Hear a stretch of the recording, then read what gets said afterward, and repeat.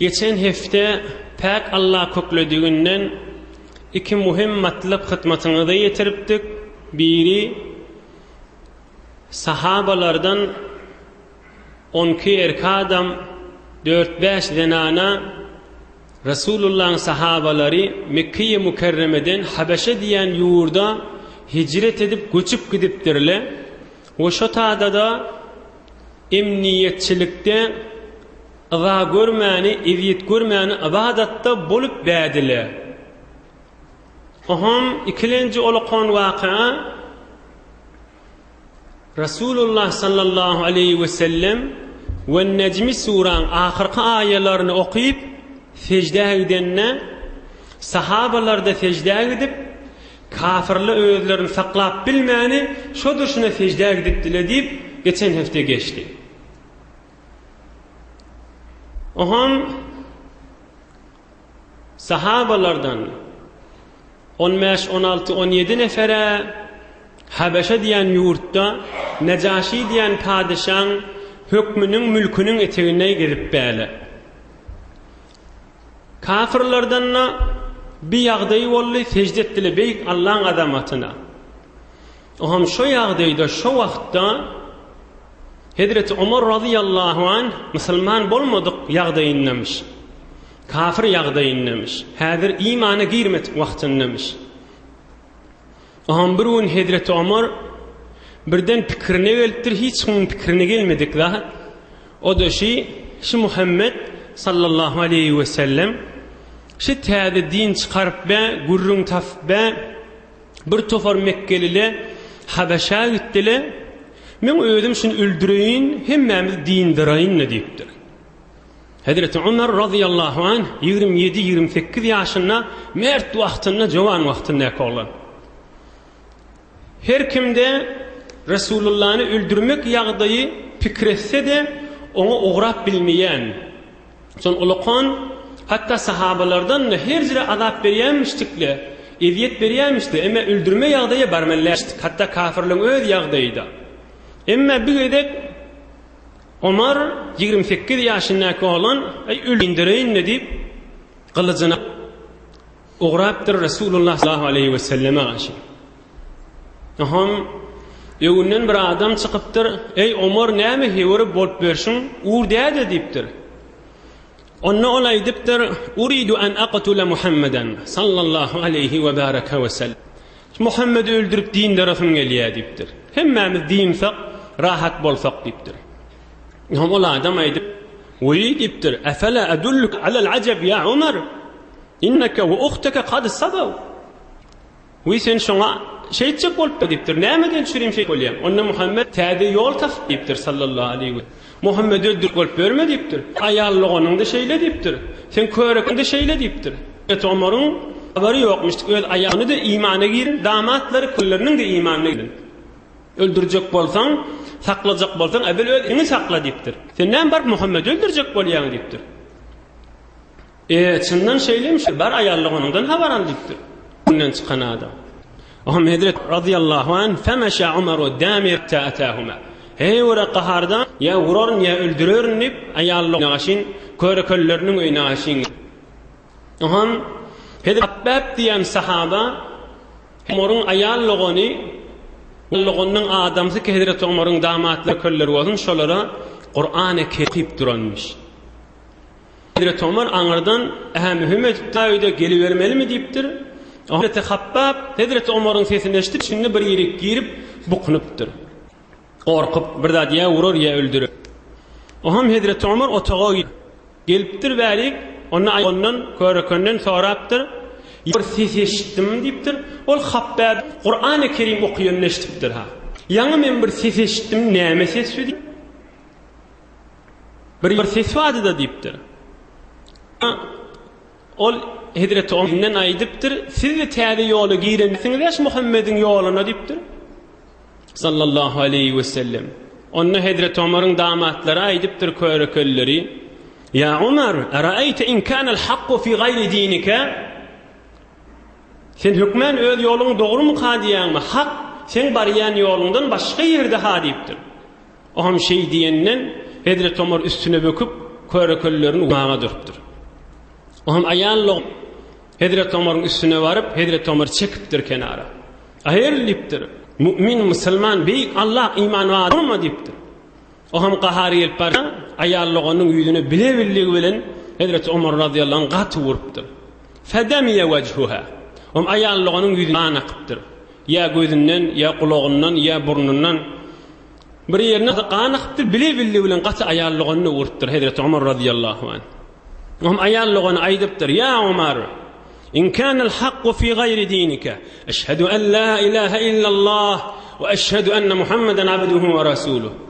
Uranın enjenin menen, qahar gazabın menen dipdir. Bizi yoldan çıkarartın kadime. Allah Taala'nın hak dininden çıkarartın kadime. Sen adaşıp barýan dipdir. Biz doğru yolla we sana indi açyk aýtýan dipdir. Odal senden basryýadyk dipdir. Emma indi bir sarahat açyk aýdýan bir beyik Allah Taala'nın azamatyna we ma'budy bir hakdygyna imana we Muhammed şu beyik Allah'ın iýerençisi we rasuli men imanım maşaňa dipdir. Çek bolsaňa da dipdir. Am Hazrat Ömer ayallygynyň ýüzünden akyp şikefe aýdyp duruşyny görüp denişini ökünüpdir hem utanypdyr. Oham aýdypdyr Hazrat Ömer: "A'ni hadal kitab allazi indakum." Okyp duranyňyzy onda maňa bir beriň dipdir, men nok görjek dipdir. Hom aýdypdyr: "Inneke rijs." Sen bir nisa adam dipdir. Sen kafir adam dip. Eger gusleşsen, eger söýtüşden bereýin ýok ýan dipdir. Ol beyik Allah'ın kelamy. "La yamassuhu illa al-mutahharun." İlla al-mutahharun, ama pak ad bilýär. Beyik Allah'ın kelamy nijilik bilmeýär dipdir. On bir suwa düşüp, o ham gelip inni berdaş olnypdyr. Ham ayallygyny beripdir ýanky Qur'an Kerimiň bir näçe kagylary onna Suriýe Tahir. O ham okypdyr: "Illahirrahmanirrahim." Ahmed Ömer aýdypdyr: "Esma'un tayyib tahira." Nahat awdana qawat, nahat arasaat. Om izinden Suriye Tahan okybertir ta "Inna ana Allahu la ilaha illa ana fa'budni wa aqimis salata li zikri." Beyik Allah'dırın. Menden başka beyik Allah yoktur. Biz maňa awat we meni ýa-da salla namazyň ýerine ýetip beyik Allah'ın kelamyna şu aýak ýetipdir. Ohum oşoňa ýetenni aýdypdyr: "Ma ahsana hadal kelam we akramahu." Innat awadan kiple bolupdyr. Ne kadar gowlat dipdir. "Dulluni ala Muhammed." Şu Muhammed ýerde maňa aýdyň dipdir, bir ýanyna barjak dipdir. İman getirmeň jaratgasy galbyny hurtdyrda. Sallallahu aleyhi we sellem Muhammed ýerde dipdir, bir barjak ýanyna dipdir. Ohum ol otagyň içinde bukunup duran Hazreti Habbab böküp taşaryk çykatyr. "Ey Ömer" dipdir. Yang penşemme gece Rasulullah sallallahu aleyhi ve sellem Huda Ta'ala'dan yalvarıp durandı men eşittim. "Allahümme a'izzel İslam bi Umar ibn al-Hattab." Hudaya Umar ibn Hattab bilen İslam'a izzet berdi. Rasulullah dua etip duran eşittim. İnşallah şu duası kabul olanmamal buuşluk Umar yet. Rasulullah sallallahu aleyhi ve sellem Safa dağın düýbündäki otoklaşma haldipdir. Sahabalar bilen duşma haldipdir. Ahmed Ömer yine de kılıcını eline alıp yine uğraptır. Safa dağın düýbündäki öýe gaşyn barjak Rasulullah sallallahu aleyhi ve selleme sataşjak. Oham barıptır, qafyny qakypdyr. Faqama rajulun yanzuru min khilalil bab. Qafyny qakypdyr. Oham adamlaryň sahabalar bir turup görüpdir, görse qafyň arasyndan görüpdir, görse Hazrat Ömer var. Ohum otagyň içine golgola bolupdyr. Ýortyp Rasulullah aýdypdyr: "Ya Rasulullah, Ömer gelipdi" diýipdir. Ýüzüniň rengi de öçül diýipdir. Gylyjy da bar elinde diýipdir. Ohum Hazreti Şir Huda bolan Hazreti Hamza radıyallahu anh aýdypdyr: "Malakum namul yasri" diýipdir. "Gurrun näme galba diýipdir." "Qalu Umar." Onu olaydypdyr, sahabalar aýdypdyr, "Ömer wa" diýipdir. Hazreti Hamza aýdypdyr: "Wa Umar, iftahu lahul bab." Umar bollu da açyň afyn diýipdir. "Men özüm boyun alýan" diýipdir. "Oglandyr ol häzir" diýipdir. "Şu duruşna gelip Rasulullah diýjek boldy" diýipdir. "Fe in kana jaa yuridu hayran badalnahu ve in kana jaa yuridu şerran qatalnahu bi sayfi." Açyň afyn diýipdir. Bollu da Umar diýipdir. Şir olan Hazreti Hamza şikefa aýdypdyr. Rasulullah'ın ağasy. "Qowda atdyk gelen murta qowda at" diýipdir.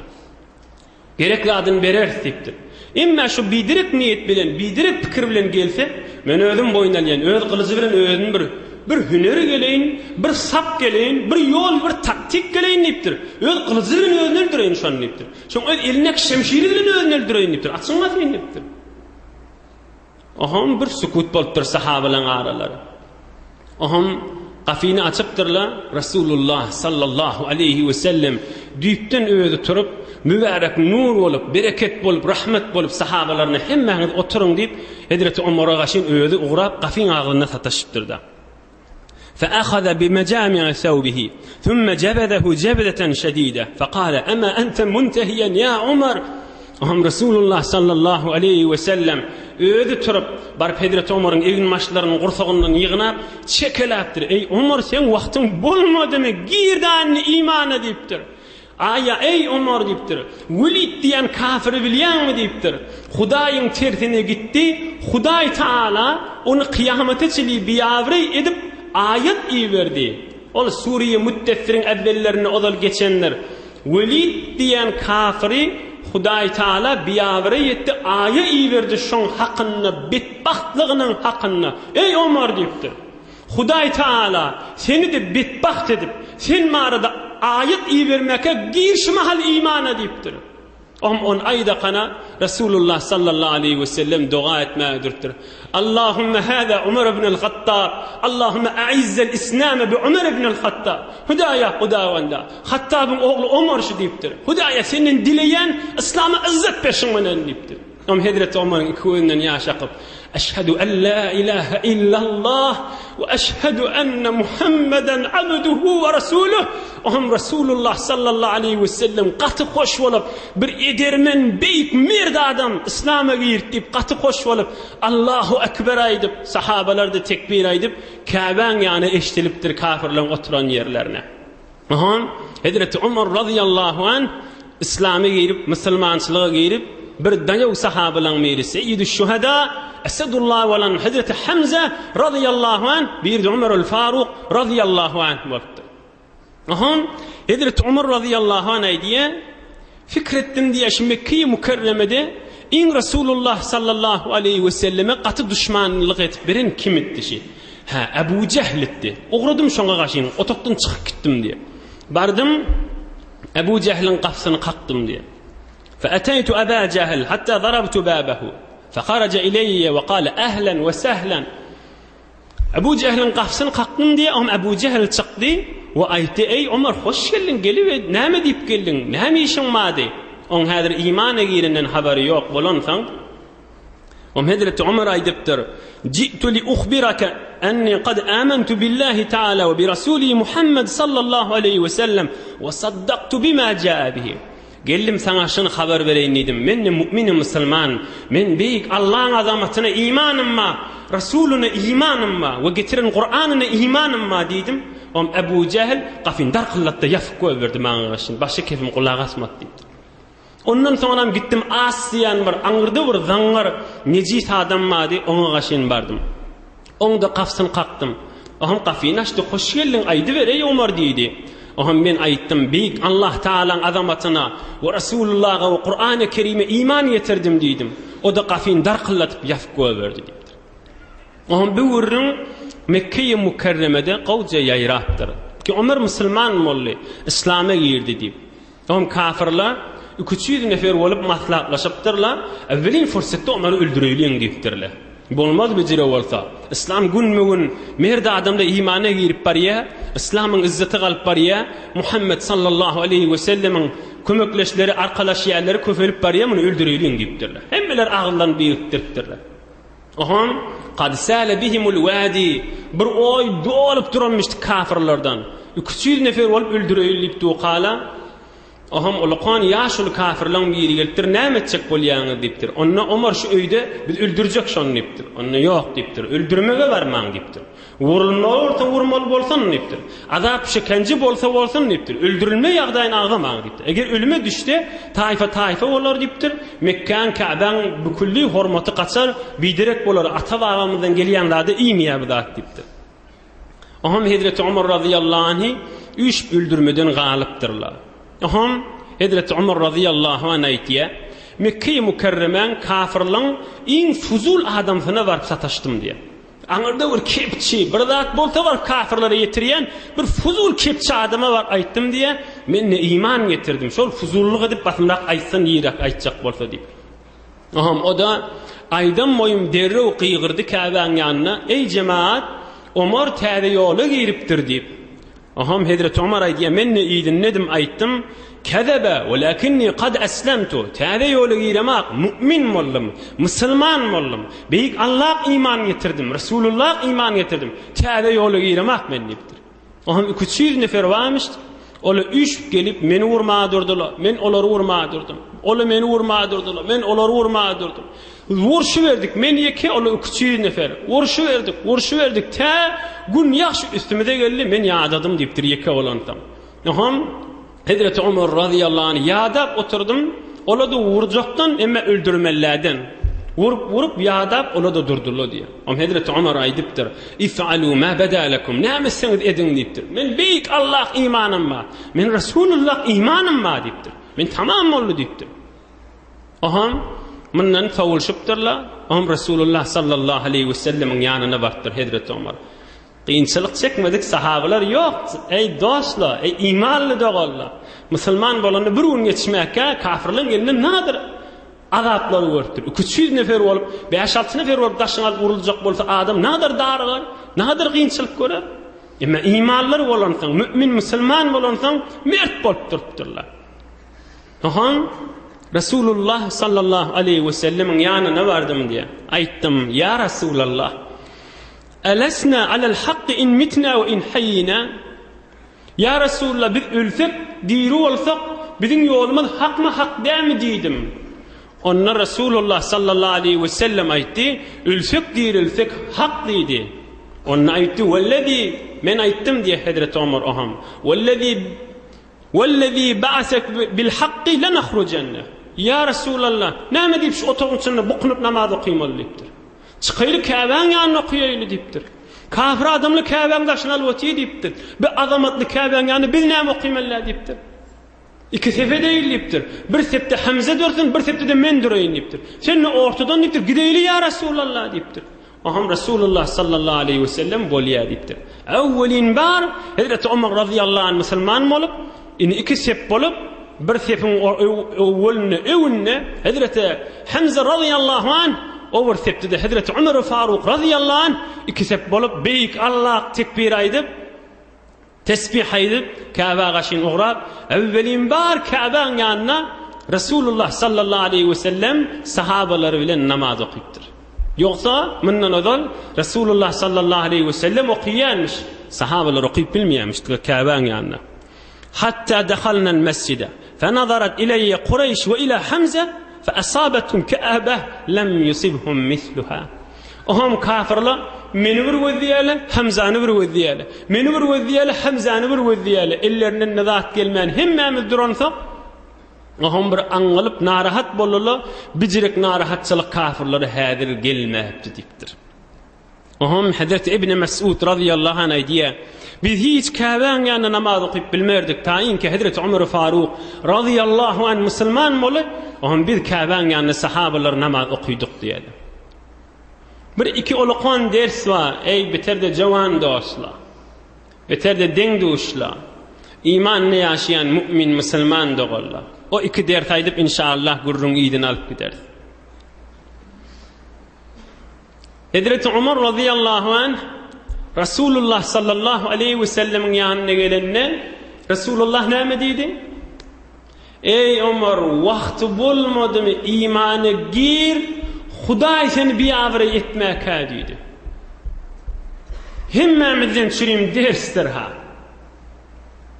Adam Huday Teala'nın buyruğundan çıkmalı, Huday'a taklasın. Haram işin etmeli, Huday Teala'nın nurundan, Huday'ın dininden taşa düşmeli, yeni hoşluk günü görmeli. Hiç olacak zat değildir ha. Huday'ın kaharına düşüyendir o adam.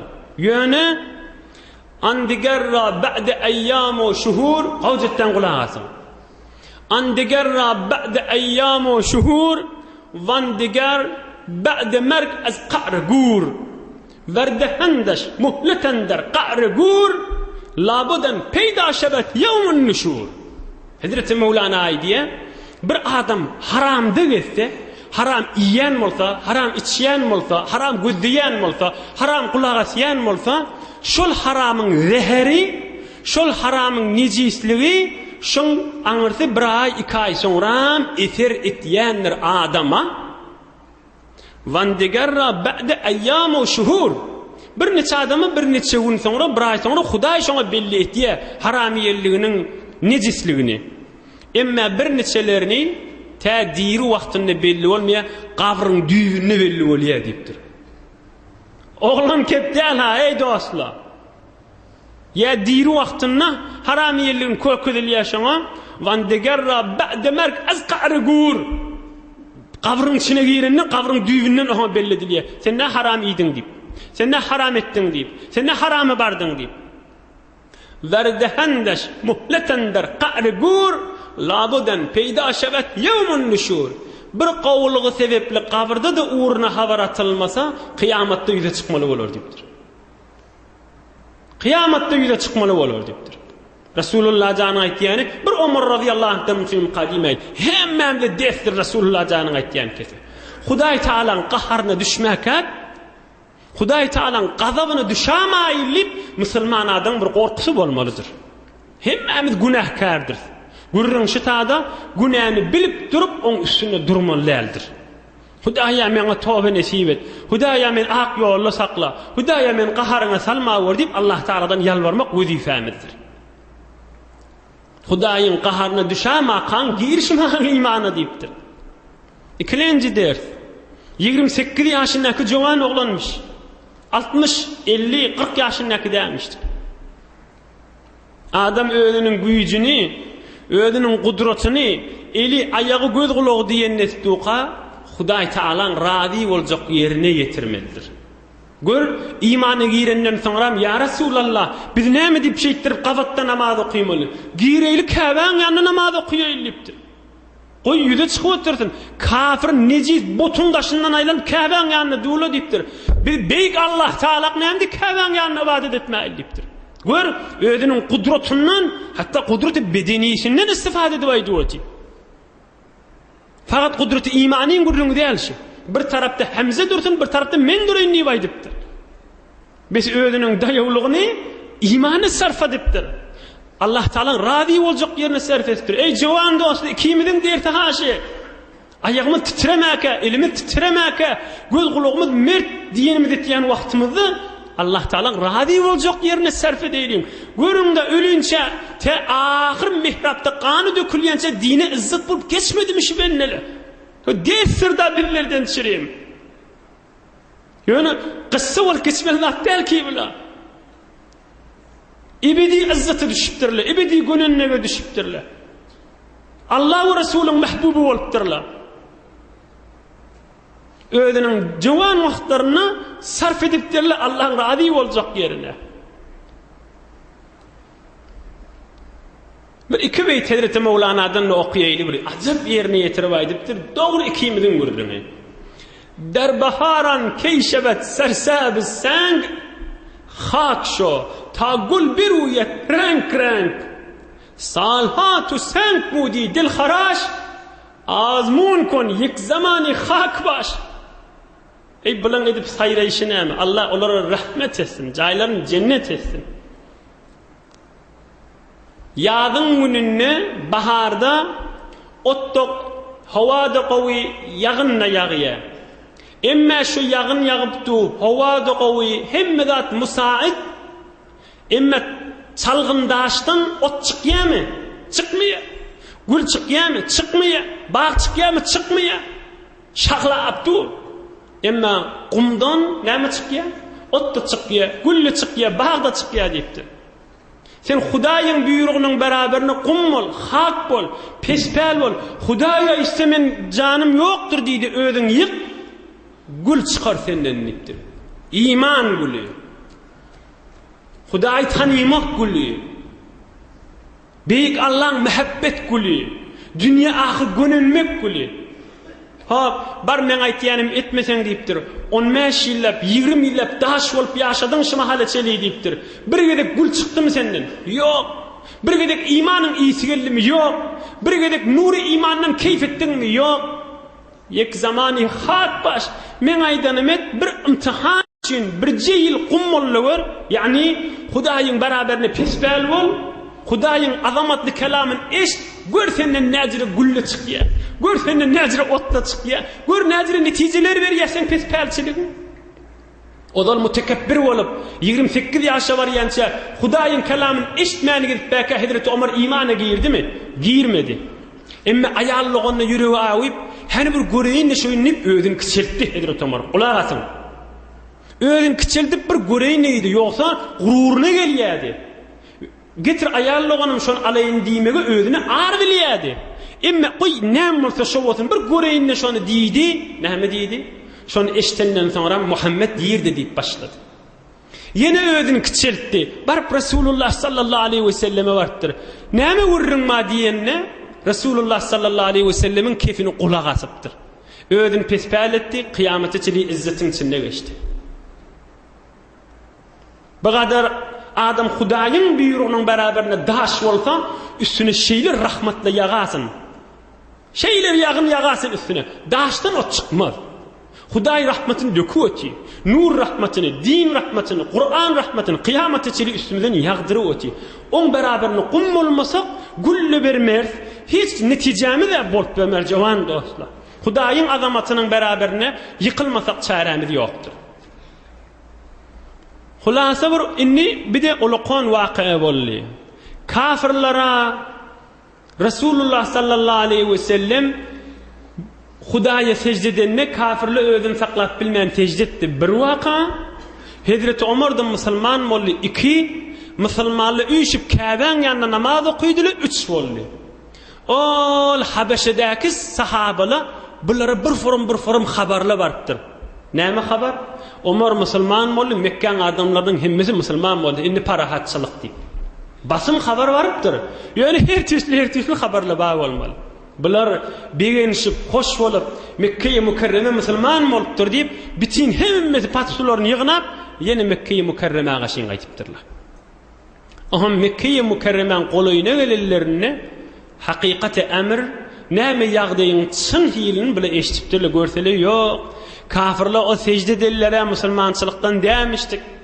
Hazreti Ömer musulman bolupdyr, emma başgur edasor kafirlerden musulman bolan ýok. Häzir de öňkü kynçylykla badyp 3-4 nefere ýene de urja ýygyna Habeşa gitipdir. Emma galanlary buqnyp Mekke'ye Mükerreme'de galypdyr. Oham kafirlaryň ýagdaýy her türlü oturşmaklary köfelipdir. Bismillah. Näme değil, näme etmäýli. Oham ol Habeşeden gelen sahabalar Resulullah sallallahu aleyhi ve selleme ve sahabaları eşittiripdirler. Ey beýlesi bir keypçilik, Necaşi padişahın hükmünün mülkünün eteginde kıyınçılık da yok, iziyet de yok, azar da yok. Oham Resulullah sallallahu aleyhi ve sellem yine sahabalarına aydıptır. Kärrek bollan gidağan şeyler kaşınlıktır. Habeşa kaşınlıktır. Oham bile gitmekale kafirler havarlı olupdurlar. İnni üşüpdürler, iyi vermeyin gittirler. Ama yine de pek Allah bilen seferlerini asan edipdir. 82 tane sahabalardan 82 erkadam calypçy taýy. Olum dislapky jelesede aýdanlaryň hemme gurrunly senetli diýip. Tarih senetli kitapda şu 82 nefer sahaban 2 adyny aýtýar. Ay bir 89 nefer gitti diýen hakda. 82 nefer dagyk yeke atlaryny sanatyp töketýär da. 18 de zenana, 82 de erki adam. Şu 18 zenanaň da yeke atlaryny aýtýar da. Ay bir onun mäşdäni hele 20 30 40 50 däne erki adam diýen hakda. Senedimiz dagykdyr dinimizde. Dinimizde bir muzahraf gurrun ýokdur. Bolar bolmaz adam gurrun oşup bilýänlerdir dinimizde. O gurruna girmeýin ýöne. Hulasa inni bigedek 82 nefer dagyk sahabe erki adam 18 däne zenana gaýtadan Habeşa gidipdirler. Beýle beýik Allah Taala izyet Allah Taala ibadet edeyli, imanımız saklaylı, ıza izzette yok bolsa deyip Resulullah canın sahabaları din saklajak bolup, iman saklajak bolup, yine de kärrak bolup gidipdirler. Barıptırlar, jaylaşıptırlar. Keyifçilik bolupdyr yine de bulara. Ohum kafirlar öz aralaryna oturuşypdyrlar. Bu bolmaz deyipdirler bijire bolsa. Biz Necaşi'nin hükmünün eteğine Müslümanlık keyif edip arkayın bolup gelip bäle bir zat edeylim deyipdirler. Necaşi nämen gowurya? Necaşi Qayş gowurya. Qoyunun dertini gowurya, sığırın hamını gowurya. Hewre gowuryamışdyk Necaşi şu zatlar. Habeşan adamlarynyň özüň gowuryamışdyk. Oham kan deri yığnap, ham yığnap, Qayş yığnap bir tofar edip iki däne de dayaw awadan kafirlardan iki adam tapıp şunu Necaşi'ye berin. Necaşi'ye bermäkäňiz, Necaşi'ň döwrellerine vezirle vardır, vekille vardır, Mesihi alimle vardır, evvel şolara berin diýipdirler. Olara düşündürün, ola da size arka bolsun, oham şu vezir vekilleri düşündürün, şular bir samsaga adamla dinlerini ep berdiler, hatta Necaşi'ň dinine de giren akla, şular iyine gaýtarsyn dip, ola da size kömekçi bolar dip, bilary ýol öwredip, bir tofar Qayşdan, derden, hamdan iýertdirler. Oham bile barıptırlar, deslap Necaşi'ň döwründäki Mesihi ulamalara sataşyp, şotadaki vezir vekillerine sataşıp, her gaýsyna sowgatçyklaryny berip, "Eýş bir samsyk jowan oglanlar geldi. Biziň ýurdumyzdan, ne biziň dinimizde, ne siziň diniňizde, owamyzyň ýaşululary bizi iýerdi, şular Necaşi gaýtarsyn" diýip, "Hak biz bilen näme?" Ama vezir vekille sowgat alyp, "Hawa, hak siz bilen. Özümiz arkalaşar, kömekleşer, padşah iýerder" diýipdirler. Aham bula ýürekleri jaýlaşypdyr kafirler. Aham Necaşi'ye varıp bir tofar sowgatlaryny beripdirler. Necaşi de kabul edipdir, "Hoş geldiňiz" diýipdir bir iki däne kafira. Aham ola aýdypdyrlar, "Eyyuhal melik, qad saba'a ila biladika minna gilmanun sufaha faraqu din qawmihim ve lem yedhulu fi dinik ve ja'u bi dinin mubtadi'a." Ey padişah diýipdirler o iki kafir.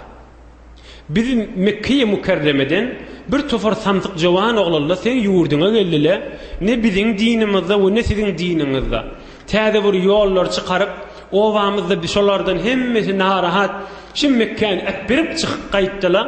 Biziň ýaşullarymyz gowtan ýaşalan hemmesini şular samsyklyk etdiler. Sen şolary ýygyna gaýtarsaň beter gowy boljak. Biziň ýaşullarymyz şonu isteýärler senden diýipdirler.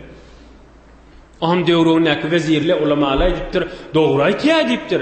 Ol owadaky ýaşullary gowy bilýär. Bu hemmesi jowan oglan diýipdir. Samsyklap bir ýol tapandyrlar da diýipdirler. Aham Necaşi fagadibe, gaharlanypdyr.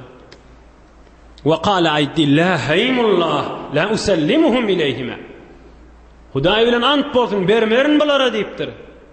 Jowan bolsun, garry bolsun, heleý bolsun, erkek bolsun, o zatda men işim ýok diýipdir. Necaşi diýip, zalim dälmişdik, adylmışdyk diýip, maňa welile başga kişi barmadylar diýipdir. Beýin rahaty bermerin saklarynlar diýipdir. Ýöne diýipdir, olar bir çagyrjak, bir sorajak, şu iki nefere näme jogap berýärler? Häzir şonu bir göreýin. Bir maňzyma batmasa, bir aýtýan zatlar uğursuz bolsa, onu görer, ni bersem iyi verer Mekke diýipdir. Ýöne beýin rahaty iýermeýän diýipdir. Adam iýerdir, şolar gelsin diýipdir. 82 erkek adam, 18 denana sahabalardan. Aham sahabalara bir korku düşüpdir. Habar barıpdır, Necaşi padişah gelliye, iki neferde Mekke'ye mükerremeden adam gelivotiydi.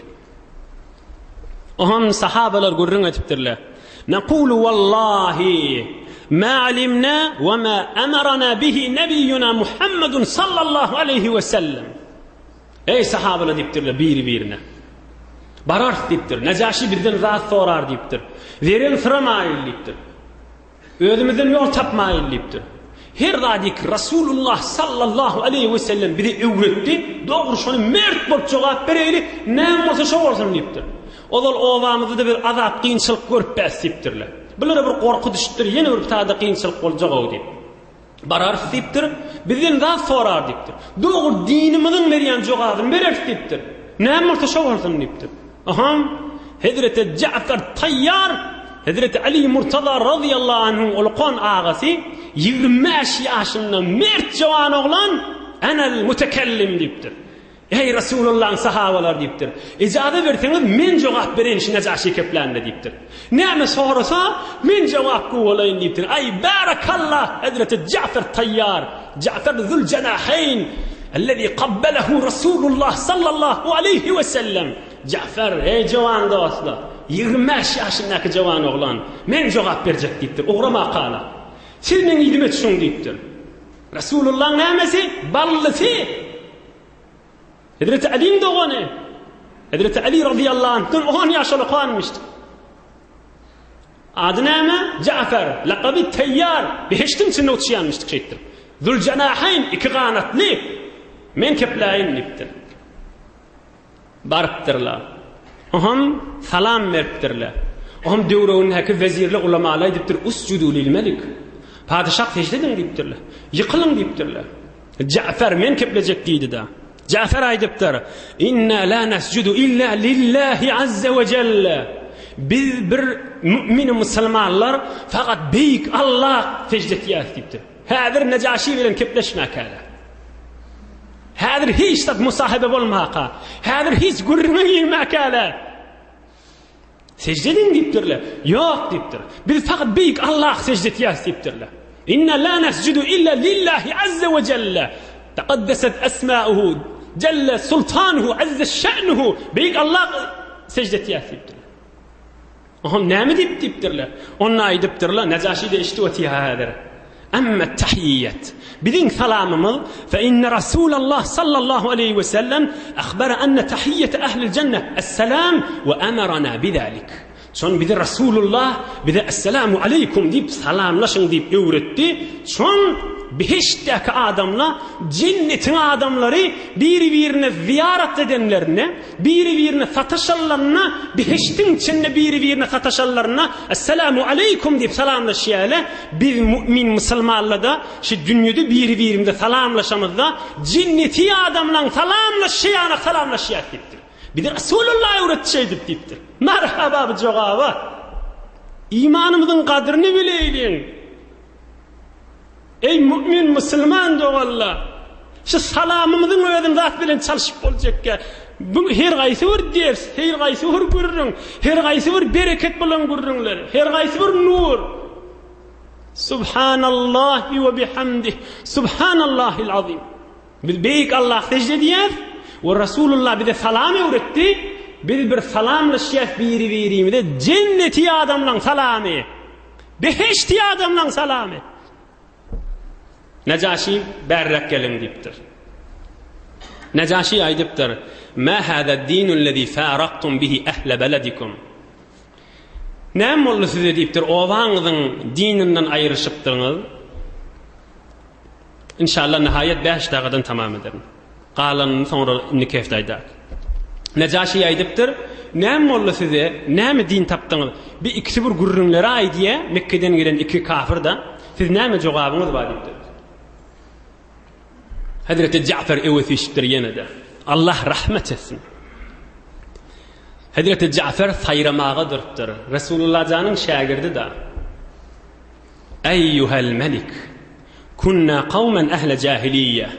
نعبد الأصنام نأكل الميت نأتي الفواحش نقطع الأرحام نسيء الجوار يأكل القوي منا الضعيف فكنا على ذلك حتى بعث الله تعالى إلينا رسولا نعرف نسبه صدقه أمانته عفافه فدعانا إلى الله عز وجل وأمرنا بصدق الحديث أداء الأمانة صلة الرحم حسن الجوار والكف عن المحارم والدماء ونهانا عن الفواحش وقول الزور وأكل مال اليتيم وقذف المحسنة أمرنا بالصلاة والزكاة والصيام.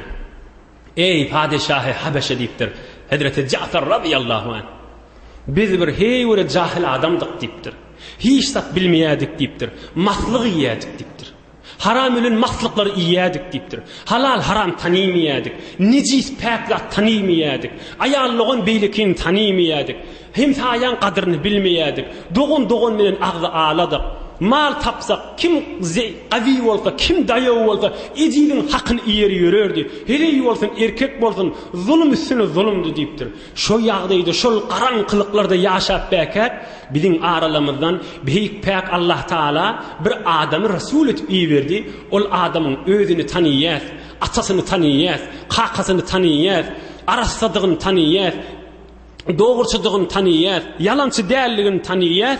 Oham şol Allah'ın Resulü ki adı Muhammed bolsun sallallahu aleyhi ve baraka ve sellem bize aitti. Fakat beyik Allah'a secde etmeli, beyik Allah'a ibadet etmeli, butlar etbermeli, doğruçu olmalı, yalan keplemeliler. Ananıp size bir zat bir tevil verse hain olmalılar, doğun karınlaşın menen mehabbetli olmalı, hemsayana mehabbetli olmalı, haramdan kaçmalı, nahakkan dökmeliler, zina etmeliler, arak içmeliler, yalandan şayet bolmalılar, yetimin hakkını iyimeller, pek dinanalara telekelik bilen sevmeller, Hudaýyň azamatynyň beraberinde namaz okuymalı, garipliň hakkı var zekat vermeli, Ramazan ayı arada tutmalı, arada tutmak şu zatlardan dinin zatlarını aydı veripdir. Oham biz şoňa iman getirdik, şoň diýenini etdik, oham şu halalyny halal billik, haramyny haram billik, oham şu iki neferiň taýfasy ki bizim öz taýfamyz bolsun, bize azap berdiler, bizi oduň synokladylar, bizim üstümizde daş ýagdyrdylar,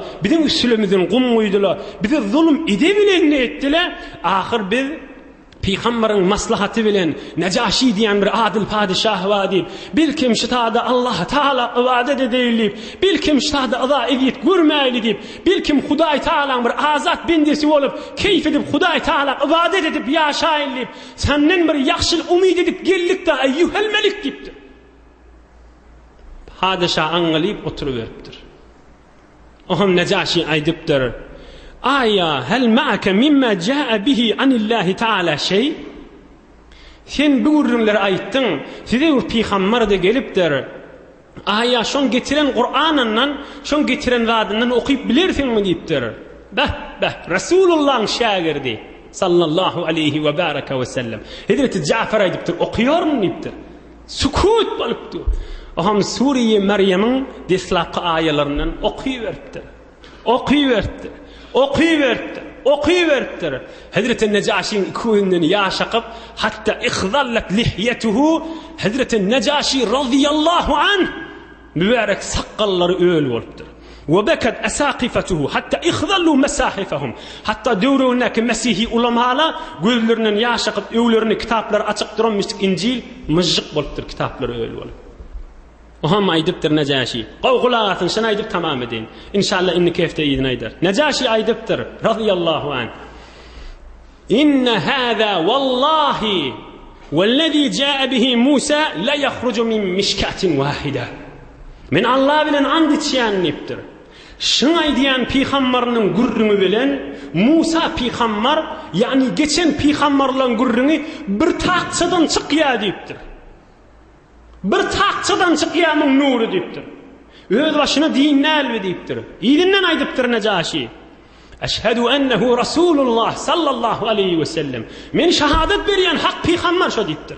Ve ennehu ellezî neciduhu fil İncil. Ey ulamalar diýipdir döwrüňdäkilere. İncilin içinde Muhammed Ahmed diýip bir zat bady. Kur'an-ı Kerim'de de var okuyaýly. Euzu billahi mineşşeytanirracim. وَإِذْ قَالَ عِيسَى ابْنُ مَرْيَمَ يَا بَنِي إِسْرَائِيلَ إِنِّي رَسُولُ اللَّهِ إِلَيْكُمْ مُصَدِّقًا لِمَا بَيْنَ يَدَيَّ مِنَ التَّوْرَاةِ وَمُبَشِّرًا بِرَسُولٍ يَأْتِي مِنْ بَعْدِ اسْمُهُ أحمد فلما جاءهم بالبينات قالوا هذا سحر مبين. Beyik Allah'ın kelamı Suriye Saf 28. parada Hazreti İsa aýdypdyr odan, ey Beni İsrail diýipdir. Men sizi buşlayan, menden soňra bir peýgamber geljek adı Ahmed. Yani işitdiniz. Min ba'di ismuhu Ahmed sallallahu aleyhi ve baraka ve sellem. Menden sonra Ahmet dip bir peygamber gelecek. Necaşi aydıptır. Men and içen şol Ahmet Muhammed Mekke'deki şo deyiptir. İdinden aydıptır. Vallahi لولا ما أنا فيه من الملك لأتيته حتى أكون أنا الذي أحمل نعليه وفي رواية أقبل نعليه. قال ابن كثير إسناده صحيح كذا في البداية والنهاية.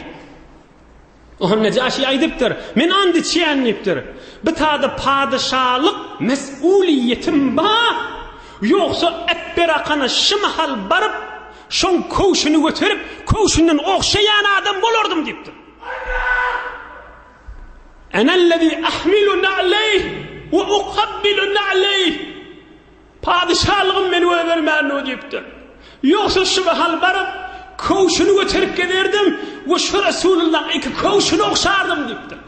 Hey padişahlığım icade vermeye deyiptir. İnşallah inni keyfte beyik Allah koklediğinden hizmetine de yetirirdi inşallah. Hudaý Taala nur imandan ayırmasın inşallah.